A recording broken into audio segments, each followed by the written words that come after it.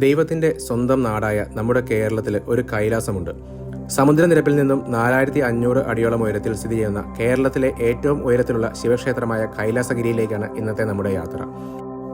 കുട്ടിക്കാനവും പാമ്പനാറും ഒക്കെ കടന്ന് തേയിലത്തോട്ടങ്ങളിലൂടെ യാത്ര ചെയ്ത് ഒരു കിടിലൻ ട്രക്കിങ്ങും ഓഫ് റോഡിങ്ങും ഒക്കെ കഴിഞ്ഞ് മുകളിലെത്തുമ്പോൾ നമ്മളെ കാത്തിരിക്കുന്നത് ഏലപ്പാറയും കുട്ടിക്കാനവും കുമളിയും എന്തിന് ഇടുക്കി ഡാം വരെ കാണാൻ പറ്റുന്ന രീതിയിലുള്ള 360 ഡിഗ്രി വ്യൂ ആണ്. So once again welcome back to new episode of our travel stories. Kottayam Kumily റൂട്ടിലാണ് ഇന്നത്തെ നമ്മുടെ യാത്ര. കുട്ടിക്കാനത്തുനിന്ന് ഏലപ്പാറ പോകുന്ന റൂട്ടിലാണ് നമുക്ക് കൈലാസഗിരിയിലേക്ക് പോകേണ്ടത്. നമുക്ക് പോകേണ്ട ഡെസ്റ്റിനേഷൻ ഒരുപാട് ദൂരത്തല്ലാത്തതുകൊണ്ട് ഇന്ന് കുറച്ച് ലേറ്റായിട്ടാണ് ഇറങ്ങിയത്. ലേറ്റായിട്ട് ഇറങ്ങിയ കൂടെ തന്നെ രാവിലെ വേറൊരു മുട്ടം പണിയും കൂടെ കിട്ടിയിട്ടുണ്ട്. വണ്ടി രാവിലെ തന്നെ പഞ്ചറായിട്ടുണ്ട്. ചെക്ക് ചെയ്തപ്പോൾ 2 ആണിയും ഒരു കഷ്ണം കുപ്പിച്ചിലും ഒക്കെ ഇതിനകത്ത് കയറിയിരിപ്പുണ്ടായിരുന്നു. ഞായറാഴ്ച ആയതുകൊണ്ട് തന്നെ പഞ്ചർ ഷോപ്പുകളൊക്കെ കുറവായിരുന്നു. അവസാനം മുണ്ടക്കയത്ത് വന്നിട്ടാണ് ഇപ്പോൾ പഞ്ചർ ഒട്ടിക്കുന്നത്. എവിടെ പോയാലും നമ്മൾ വണ്ടിയുടെ ഹെൽത്ത് ചെക്ക് ചെയ്യുന്നത് വളരെ നല്ലതാണ്. ആദർശ് ഏതായാലും ടയറിനകത്ത് നിന്ന് കിട്ടിയ കഷ്ണമൊക്കെ കുത്തിയിരുന്ന് എണ്ണുന്നുണ്ട്. ഏകദേശം 2-3 കഷ്ണം ഐറ്റംസ് ഉണ്ടെന്നാണ് പറയുന്നത്. ഏതായാലും ഇതുപോലെ യാത്ര പോകുന്ന സമയത്ത് കയ്യിൽ ഒരു ഇൻഫ്ലേറ്ററും പഞ്ചർ കിറ്റും ഒക്കെ കരുതുവാണെങ്കിൽ ഇതുപോലെ പ്രതീക്ഷിക്കാതെ കിട്ടുന്ന പണികളിൽ നിന്നൊക്കെ നമുക്ക് രക്ഷപ്പെടാൻ പറ്റുന്നതാണ്. അങ്ങനെ പഞ്ചറൊക്കെ ഒട്ടിച്ച് മുന്നോട്ട് പോയിട്ട് വളഞ്ഞങ്ങാനം വെള്ളച്ചാട്ടത്തിൻ്റെ അവിടെ ഇപ്പോൾ ചായ കുടിക്കാനായിട്ട് വണ്ടി നിർത്തിയിരിക്കുകയാണ്. ഈ റൂട്ടിൽ എപ്പോൾ പോയി കഴിഞ്ഞാലും ഇവിടെ നിർത്തി ഒരു ചായ കുടി പതിവാണ്. ഇതുവഴി ഏത് സമയത്ത് പോയാലും ചായയുടെ കൂടെ ഇതുപോലെ ധാരാളം ചെറുകടികളൊക്കെ ഉണ്ടാകും. ഇതിനകത്ത് നമ്മുടെ ഫേവറേറ്റ് എന്ന് പറയുന്നത് ഇവിടെ ബ്രെഡിനകത്ത് ജാം വെച്ചിട്ട് അത് ഫ്രൈ ചെയ്ത് കിട്ടുന്ന ഒരു ഐറ്റം ഉണ്ട്. അതാണ് ഇവിടുത്തെ നമ്മുടെ ഫേവറേറ്റ് ഐറ്റം. ഇവിടുത്തെ എല്ലാ കടകളിലും കൈ കഴുകാനും കുടിക്കാനും ഒക്കെ ഉപയോഗിക്കുന്നത് ഈ വെള്ളച്ചാട്ടത്തിൻ്റെ സൈഡിൽ നിന്ന് വരുന്ന ഉറവയിൽ നിന്നുള്ള നല്ല ശുദ്ധമായ വെള്ളമാണ്.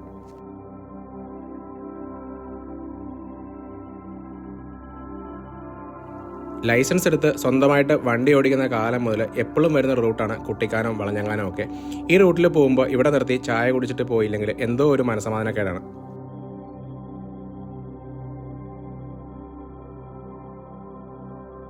നമ്മുടെ ഇന്നത്തെ യാത്ര കൈലാസഗിരി ഉമാമഹേശ്വര ടെമ്പിളിലേക്കാണ്. കുട്ടിക്കാനത്ത് വന്നു കഴിഞ്ഞിട്ട് ഏലപ്പാറ റൂട്ടിൽ പോയി കഴിഞ്ഞാൽ കുറച്ച് മുന്നോട്ട് ചെല്ലുമ്പോൾ വലത്തോട്ട് തിരിഞ്ഞും പോകാൻ പറ്റും. അതുപോലെ തന്നെ കുമളി റൂട്ടിൽ പാമ്പനാർ ജംഗ്ഷനിൽ നിന്ന് അകത്തോട്ട് പോയാലും ഇവിടെ വരാൻ പറ്റുന്നതാണ്. 2 റൂട്ടും ഏകദേശം സെയിം ദൂരവുമാണ്. ഏകദേശം ഒരേപോലത്തെ കാഴ്ചകളുമാണ് ഈ 2 റൂട്ടിലും ഉള്ളത്. പോകുന്ന റൂട്ടിലൊക്കെ നല്ല അടിപൊളി കാഴ്ചകളാണ്. വിജനമായ ഈ റൂട്ടിലൂടെ സഞ്ചരിക്കുമ്പോൾ മൂന്നാറിലൂടെയൊക്കെ പോകുന്ന പോലത്തെ ഒരു ഫീലാണ്. ഈ പോകുന്ന റൂട്ടിൽ അങ്ങ് വരെ തേയിലത്തോട്ടങ്ങളാണ്. ഇവിടുത്തെ അന്തേവാസികൾ എന്ന് പറയുന്നത് ഈ തേയിലത്തോട്ടത്തിൽ പണിയെടുക്കുന്ന തൊഴിലാളികളും അവരുടെ ലയങ്ങളും ഒക്കെയാണ് ഈ ഭാഗത്ത് ഉള്ളത്. കുട്ടിക്കാനത്ത് നിന്ന് 16 കിലോമീറ്ററാണ് കൈലാസഗിരി വരെ പോകാനുള്ളത്. പോകുന്ന വഴി കണ്ടമാനം വളവും തിരിവും ഒരുപാട് ജംഗ്ഷനുകളും ഒക്കെ ഉള്ളത് കൊണ്ട് തന്നെ ഗൂഗിൾ മാപ്പ് ഇട്ട് പോകുന്നതായിരിക്കും നല്ലത്. അല്ലെങ്കിൽ വഴി തെറ്റാനുള്ള ചാൻസ് വളരെയധികം കൂടുതലാണ്.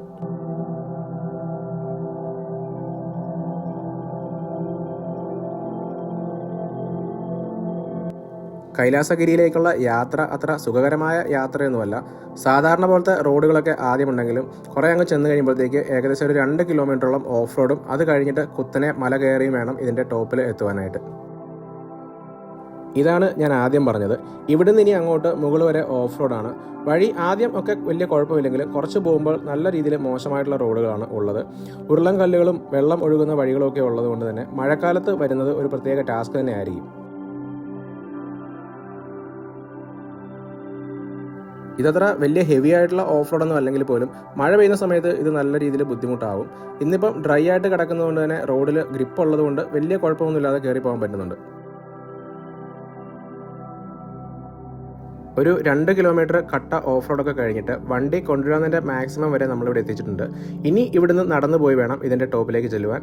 ഈ കാണുന്ന ചെങ്കുത്തായ പാറയിലൂടെ നടന്നു വേണം ടോപ്പിലേക്ക് പോകാൻ. പോകുന്ന വഴിയിൽ ഇതുപോലെ കുറേ ശൂലം നാട്ടി നിർത്തിയിരിക്കുന്ന കാണാം. ആക്ച്വലി ഇങ്ങോട്ട് നടന്നു പോകാനായിട്ട് പ്രത്യേകിച്ച് വഴിയൊന്നുമില്ല. നമ്മൾ ഈ ശൂലം കുത്തിയിരിക്കുന്നത് നോക്കി നടന്നു പോയെങ്കിൽ കറക്റ്റായിട്ട് അമ്പലത്തിൻ്റെ ഫ്രണ്ടിൽ ചെല്ലാൻ പറ്റും. ഇത് സാധാരണഗതിയിൽ നമുക്കൊരു ആവശ്യം വരില്ല. എന്നാൽ കോടയൊക്കെ കയറി മൂടുന്ന സമയത്ത് ഈ ശൂലം നോക്കി പോയെങ്കിൽ മാത്രമേ കറക്റ്റായിട്ട് നമുക്ക് തിരിച്ചിറങ്ങി വരാനൊക്കെ പറ്റത്തുള്ളൂ. മുകളിലേക്ക് നല്ല സ്റ്റീപ്പായിട്ടുള്ള കയറ്റം ഉണ്ടെങ്കിലും ഇവിടെ ഏത് വെയിലുള്ള കാലാവസ്ഥയാണെങ്കിൽ പോലും നല്ല തണുത്ത കാറ്റ് വീശുന്നതുകൊണ്ട് തന്നെ നടപ്പിൻ്റെ ക്ഷീണം ഒട്ടും അറിയാനില്ലായിരുന്നു. ഇത്രയും ദൂരം നടന്നു വന്നിട്ടും ഞങ്ങൾ 4 പേരല്ലാതെ അഞ്ചാമതൊരു മനുഷ്യനെ പോലും കണ്ടിട്ടില്ല. ഇവിടെ സാധാരണ ഒരു സമയത്താണ് ആൾക്കാർ കൂടുതലായിട്ട് വന്നു പോകുന്നത്. ശിവരാത്രി സമയങ്ങളിലൊക്കെ ഇവിടെ എന്തോ സ്പെഷ്യലായിട്ടുള്ള പൂജയും കാര്യങ്ങളൊക്കെ ഉണ്ട്. അന്നേരമൊക്കെ ഇവിടെ നല്ല തിരക്ക് വരാറുണ്ട്. ഇപ്പം പൊതുവെ വെയിലൊക്കെ ആയതുകൊണ്ട് തന്നെ തിരക്ക് വളരെയധികം കുറവാണ്. ഞങ്ങൾ ഇവിടെ വന്ന ഒരു സമയം എന്ന് പറയുന്നത് തുലാമഴയുള്ള സമയമാണ്. അതുകൊണ്ട് ഉച്ച കഴിഞ്ഞ് ഇങ്ങോട്ട് കയറി പോകുന്നത് കുറച്ച് റിസ്ക് ആണെന്നാണ് ഇവിടുത്തെ ആൾക്കാരൊക്കെ പറയുന്നത്.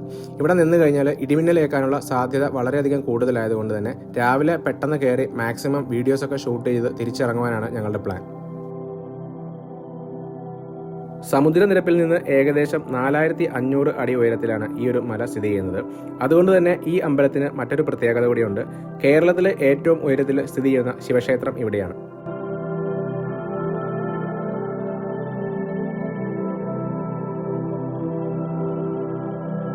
ഇന്ന് ഇവിടെ തെളിഞ്ഞ ഒരു ക്ലൈമറ്റാണ്. സാധാരണഗതിയിൽ ഇവിടെ കംപ്ലീറ്റ് കോട വന്ന് മൂടിയിട്ട് ഒരു കൈലാസത്തിലൊക്കെ നിൽക്കുന്ന ഒരു ഫീല് കിട്ടേണ്ടതാണ്. എന്നാൽ ഇന്ന് അങ്ങനെ ഒരു ഭാഗ്യം നമുക്ക് കിട്ടിയില്ല. എന്നാൽ താഴെയുള്ള കാഴ്ചകളൊക്കെ വളരെ ക്ലിയർ ആയിട്ട് തന്നെ കാണാൻ സാധിക്കുന്നുണ്ടായിരുന്നു. ഇവിടെ നിന്ന് കഴിഞ്ഞാൽ നമുക്ക് താഴെ ഏലപ്പാറ ടൗണൊക്കെ നല്ല ക്ലിയർ ആയിട്ട് കാണാൻ പറ്റുന്നതാണ്. ഒരു പുരാതന ക്ഷേത്രത്തിൻ്റെ കെട്ടും മട്ടുമൊന്നുമില്ലാത്ത ഒരു ക്ഷേത്രമാണ് കുട്ടിക്കാനത്തെ ഉമാമഹേശ്വര ക്ഷേത്രം. വിഗ്രഹങ്ങളോ മറ്റ് ആരാധനാമൂർത്തികളുടെ രൂപങ്ങളോ ഒന്നും ഇവിടെ കാണാൻ പറ്റില്ല. ശിവന്റെയും പാർവതിയുടെയും ഒരു ചിത്രം മാത്രമാണ് ഇവിടുത്തെ പ്രതിഷ്ഠ എന്ന് പറയുന്നത്. അലങ്കരിച്ച ഒരു ഷെഡിൽ സ്ഥാപിച്ചിരിക്കുന്ന ശിവന്റെയും പാർവതിയുടെയും മനോഹരമായ ഒരു ചിത്രം മാത്രമാണ് ഇവിടെയുള്ളത്. ഇതിന്റെ മുന്നിലാണ് സാധാരണഗതിയിൽ പ്രാർത്ഥനകളും മറ്റും നടക്കാറുള്ളത്.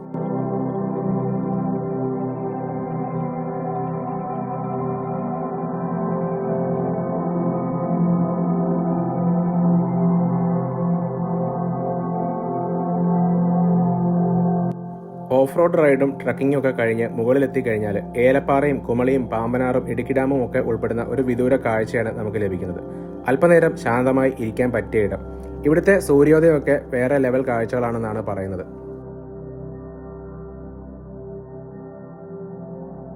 ഇത്രയും ഭംഗിയും ശാന്തതയും ഒക്കെ ഉള്ള ഈ ഒരു സ്ഥലത്തേക്ക് സഞ്ചാരികളുടെ വരവ് കുറവാണെന്നുള്ളതാണ് നമ്മളെ അത്ഭുതപ്പെടുത്തുന്ന ഏറ്റവും വലിയൊരു കാര്യം.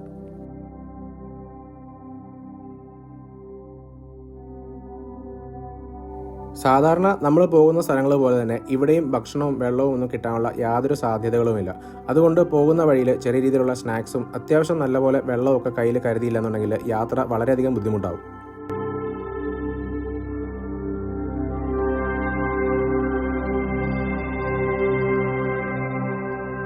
നല്ല വെയിലുള്ള ദിവസമായിട്ട് കൂടി കുറച്ചു നേരത്തേക്കെങ്കിലും ഞങ്ങളെ സന്തോഷിപ്പിക്കാനെന്ന വണ്ണം കോട വന്ന് മൂടി. സാധാരണ പോലെ ഇവിടെ കോട വന്നു കഴിഞ്ഞാൽ ഒന്നും കാണാൻ വയ്യാത്ത രീതിയിൽ കാഴ്ചകൾ മറയുന്നതാണ്.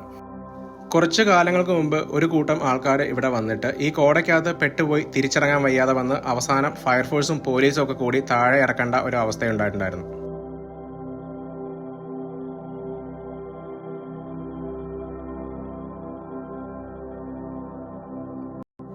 താഴെ കാണുന്ന ഏലപ്പാറ ടൗണിൽ നിന്ന് കാട്ടിനകത്തൂടെ ട്രക്ക് ചെയ്ത് വരുന്ന മറ്റൊരു വഴി കൂടി ഇവിടത്തേക്കുണ്ട്.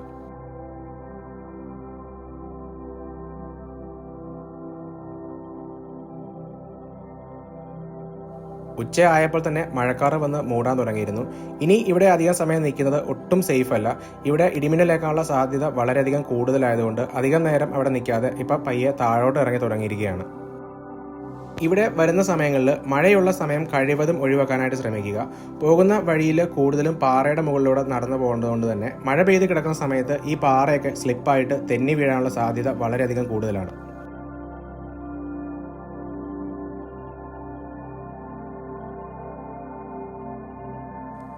ഇവിടെ പണ്ട് എന്തോ കെട്ടിടമോ മറ്റോ ഉണ്ടായിരുന്നു തോന്നുന്നു. ഇവിടെ ഒരു തറയുടെ അവശിഷ്ടമൊക്കെ കാണാൻ പറ്റുന്നുണ്ട്. ഇതും ആ അമ്പലവുമല്ലാതെ യാതൊരു മനുഷ്യനിർമ്മിത വസ്തുക്കളും ഈ ഒരു പ്രദേശത്തെങ്ങുമില്ല.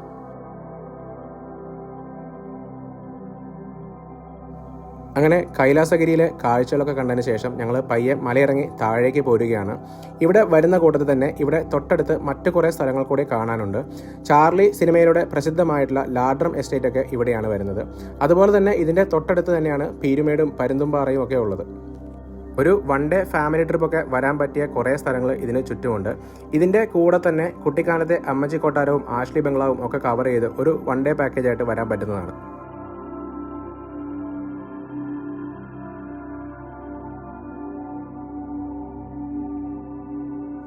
ഇത് ഇങ്ങോട്ട് വന്നപ്പോൾ കണ്ടൊരു കാഴ്ചയാണ്. ഇത് തേയിലയൊക്കെ തൂക്കാനായിട്ട് ആ ഒരു വെയിങ് ബാലൻസ് തൂക്കുന്ന ഒരു സാധനമാണെന്നാണ് തോന്നുന്നത്. ഇത് എന്താണെന്ന് അറിയാവുന്നവരുണ്ടെങ്കിൽ കമൻറ്റ് ബോക്സിൽ ഒന്ന് ഇടുക. അങ്ങനെ അടുത്ത ആഴ്ച ഏത് ട്രിപ്പ് പോകണമെന്നുള്ള കട്ട പ്ലാനിങ് ആണ് അവിടെ നടക്കുന്നത്. വരുന്ന വഴിയിൽ ഇതുപോലത്തെ കുറേ മനോഹരമായ കാഴ്ചകളൊക്കെ ഉണ്ട്. പഴയ കുറേ ലയങ്ങളും അവിടെ ചുറ്റുവട്ടത്ത് താമസിക്കുന്ന ആൾക്കാരെയൊക്കെ കണ്ടു കഴിഞ്ഞാൽ ഒരു തമിഴ്നാടൻ ഉൾഗ്രാമത്തിലൊക്കെ വന്ന ഒരു ഫീലാണ് കിട്ടുന്നത്.